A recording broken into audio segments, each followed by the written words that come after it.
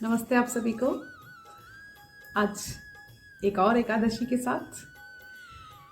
तो आज की जो एकादशी है वो श्री रामचंद्र जी ने भी करी थी। जी हाँ, उसी एकादशी की बात कर रही हूँ जिनसे उन्हें विजय प्राप्त हुई थी। ठीक है, तो ध्यान दीजिए, आपको भी अगर किसी समस्या से आप जूझ रहे हैं, उस पर विजय पाना चाहते हैं, छुटकारा चाहते हैं, तो ये एकादशी उसका एक आसान सा तरीका है जिसे आप कर सकते हैं। तो ये एकादशी कब आ रही है? 6 मार्च को, 2024 की 6 मार्च को ये एकादशी, जिसको विजय एकादशी भी कहा जाता है, वो उसकी मैं आपको आज एक कथा सुनाऊंगी। कथा सुनाने से पहले एक चीज़ फिर से मैं रिपीट कर देती हूँ कि एकादशी इंग्लिश कैलेंडर में 2 बार, इंग्लिश कैलेंडर के हिसाब से महीने में 2 बार आती है, एक कृष्ण पक्ष में और एक शुक्ल पक्ष में। ठीक है, तो ये फाल्गुन मास के कृष्ण पक्ष की एकादशी है, विजया एकादशी, जो 6 मार्च को होगी। और इस एकादशी की पौराणिक एक कथा है जो श्री रामचंद्र जी से जुड़ी हुई है। तो चलिए इस कथा को हम सुनते हैं और इससे हम अपना इसका महत्व जो है वो हम लेते हैं। ठीक है, तो ये पौराणिक कथा के अनुसार, जब ये रामायण की ही एक पार्ट है, तो रामायण नहीं सुनाऊंगी, रामायण का एक पार्ट सुना रही हूँ इसमें। तो रामायण में जैसे आपको पता ही है सबको कि श्री रामचंद्र जी को 14 वर्ष का वनवास हुआ था। जब वनवास हुआ तब वो लक्ष्मण जी के साथ और सीता मैया के साथ पंचवटी में रहते थे। तो जब वो जंगल में रहते थे तो उस टाइम में एक घटना हुई थी। हाँ, वही घटना जो रावण एक बहरूपीय के रूप में आए थे और माता सीता को हर कर ले गए थे। तो जब ये ऐसा हुआ तो श्री रामचंद्र और लक्ष्मण जी बहुत ही व्याकुल हो गए और वो इधर उधर सीता माँ को ढूंढने लगे। जब वो ढूंढ रहे थे, क्योंकि उन्हें तो पता ही नहीं चला कि ऐसा क्या हुआ, कहाँ चली गई, तो जब वो ढूंढ रहे थे तो उनको रास्ते में एक मरनासन हालत में उनको जटायु मिले थे। आ रही है याद कहानी? हाँ, जटायु मिले थे और उन्होंने ही उनको, श्री राम को और लक्ष्मण जी को बताया था कि कौन सीता मैया को ले गया है। कि तो उन्होंने बताया कि सीता मैया को ऐसे ऐसे रावण अपने साथ उठाकर ले गया है। और ऐसा बताने के बाद जटायु स्वर्गलोक को पधार गए। फिर ऐसे आगे बढ़ते गए जब श्री राम जी, तो आगे बढ़ते गए तो उन्हें वहाँ पर कौन मिले? सुग्रीव मिले। और सुग्रीव और बाली की कहानी तो आप सबको पता ही है कि वो दोनों भाइयों में आपस में बड़ा बैर था। तो उस टाइम पे श्री राम ने सुग्रीव की मदद की और बाली का वध किया था। ठीक है, और इस तरह से वो दोनों एक मित्रता में, उनकी जो रिश्ता था वो मित्र का रिश्ता बन गया। और फिर उन्होंने सीता मैया को जब ढूंढ रहे थे तो हनुमान जी को भेजा गया लंका।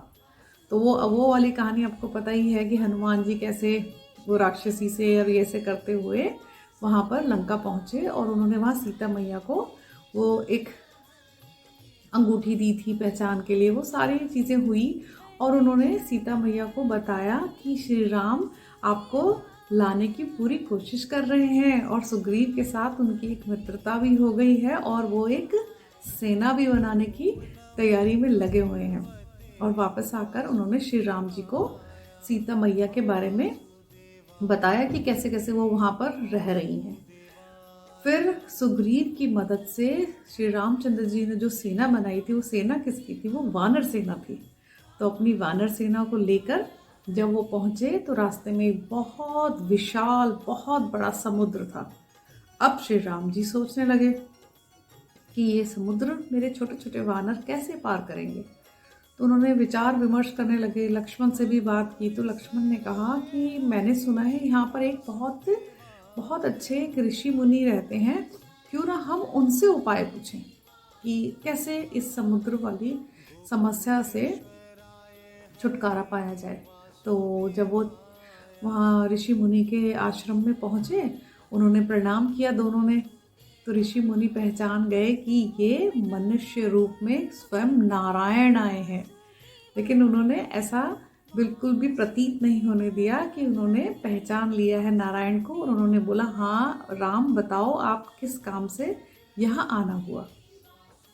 तब श्री राम ने बोला कि ऐसे ऐसे सीता का हरण हो गया है और हमें उस पे लंका जाना है और वहाँ पर हमें युद्ध करना होगा, वहाँ से अपनी पत्नी को मैं वापस लाना चाहता हूँ।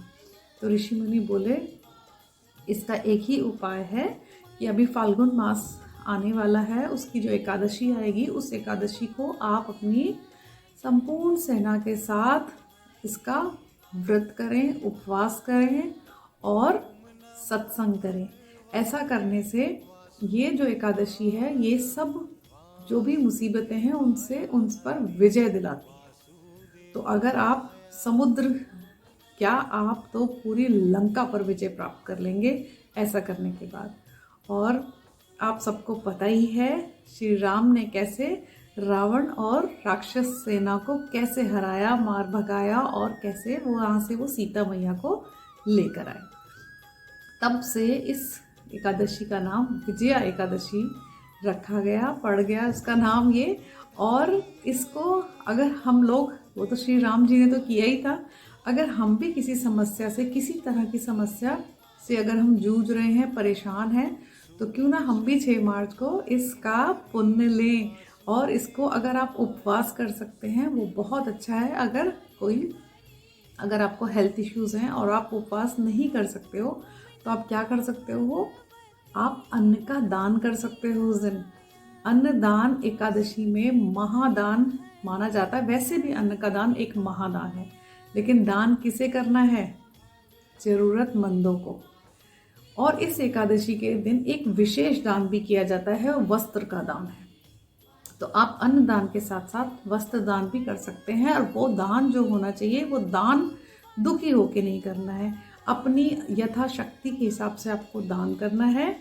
और क्या करना है? श्री भगवान श्री हरि का हमें जाप करना है, चिंतन करना है। ठीक है, इस तरह से हमें ये एकादशी को, हमें इसका जो पुण्य है उसको लेना है। आपको वीडियो पसंद आ रहा है, इसको शेयर, लाइक, सब्सक्राइब करें। और क्या करना है सबको? श्रीमन नारायण नारायण नारायण, श्रीमन नारायण नारायण नारायण। धन्यवाद।